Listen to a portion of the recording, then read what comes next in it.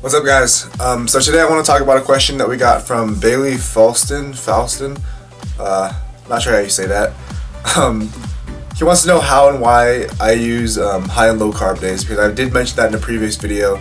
And before I get too much into it, I just want to preface this by saying that when you're dieting up or bulking or gaining weight or whatever it is, you don't really have to be that exact. So this might not be something that you want to worry about. But for those of you who are dieting down or prepping for contests or something like that, even if you have a coach, if they're not already doing this for you, you might want to ask them about high and low days.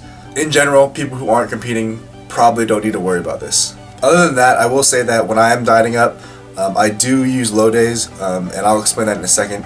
But basically, during my cut, or when I'm dieting down, I have 3 different days, or 3 different sets of macros for different kinds of days. So I have a high day, or a refeed day. The 2 words are kind of interchangeable for me.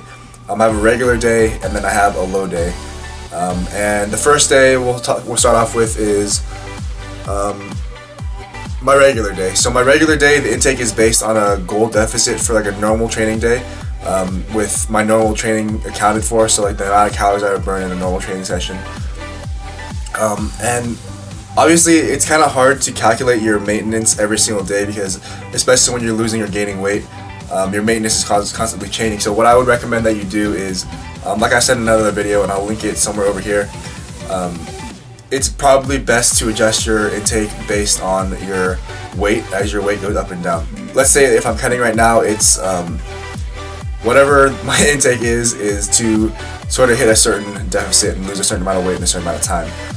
And then the next day would be a high day or a refeed day, which usually for me, I place those on my lower A days, just because I would like to have a little bit more stored muscle glycogen on my lower A days, because those are my hardest days to get through usually.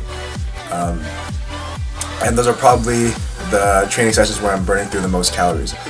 So normally, if I'm doing it on a lower A day, then I'm doing this once per week. And the goal for a lower A day, or high day or refeed day, is to be just near or just below my maintenance calories for the day.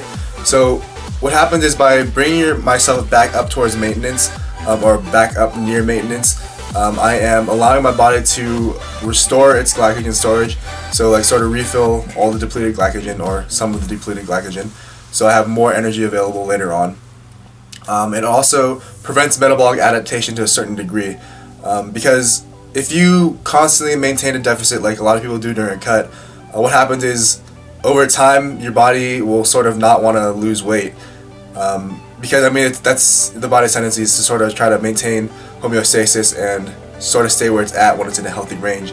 So after a certain point of having a constant caloric deficit, your body will sort of try to resist that weight loss, and in order to do that, what it'll do is it will sort of adapt its metabolism. So your metabolism will slow down, so your maintenance will drop, so that you don't need as much calories, and then your deficit sort of gets smaller as a result. Every once in a while, bringing your calories back to maintenance on a refeed day or a high day, whatever you want to call it, in some ways it throws your body off, because it's making it so you're back to maintenance, so your body doesn't start to do that sort of adaptation as quickly, or at least not as quickly as it would if you just always stayed in a deficit. So the last set of macros is for my low day, which is usually on my day off, which is in my current split, it's usually on a Sunday, or periodically when I have midterms and finals, I'll take off a series of days, like maybe 3 or 4 days in a row, and those will all be low days if I'm not training.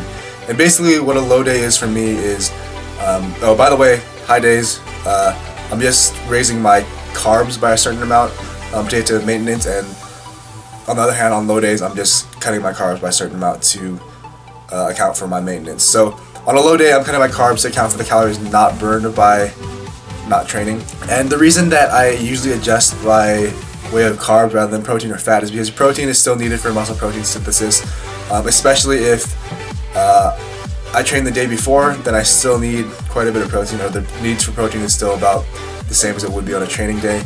And the reason I keep my fat the same is because, I mean, fat is used to produce hormones, and I don't think my body's hormones are going to be changing, or the hormonal needs of my body will be changing a whole lot between a high and a low day. And if it does, the difference is probably negligible. So at the end of the day, the biggest difference is going to be my body's need for energy. Yeah, your carbs are your main source of energy, so it makes the most sense to cut your calories from carbs. So the goal on your low day is to decrease your carbs or your calories enough so that you're near or just below maintenance, just sort of like on your refeed day. But the difference is that the adjustment will be obviously going to cut your calories lower, and it's going to be kind of hard to estimate the amount of calories that you're not burning when you're not training, just like it is to estimate your maintenance every single day. So you can sort of modulate your estimation or your adjustments based on your weight gain and weight loss, and I mean, it doesn't have to be super precise. Obviously, you can't know exactly where your maintenance is at and exactly how many calories you need. So your deficit might not be as big or as ideal. Like, let's say you're shooting for a 300 calorie deficit. On your low day, maybe your deficit might be 200 or 100 calories, and that's totally fine. That's not a huge deal. So, to summarize, we have regular days, which are accounting for my regular training and the amount of calories that I burn on that day. We have high days, which is sort of like a refeed to sort of prevent metabolic adaptation at the same rate as it would if I just maintain a deficit all the time.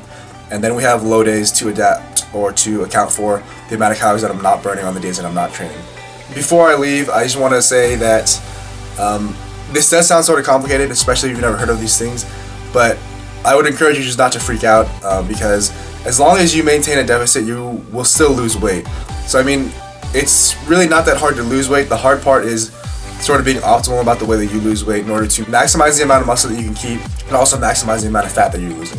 At the end of the day, all of these things, they're just tools that you can use to help to further optimize your prep. And really, if you're not prepping for a contest, a lot of these things probably aren't necessary.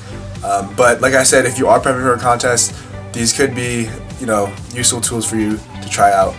Make sure to rate, comment, subscribe.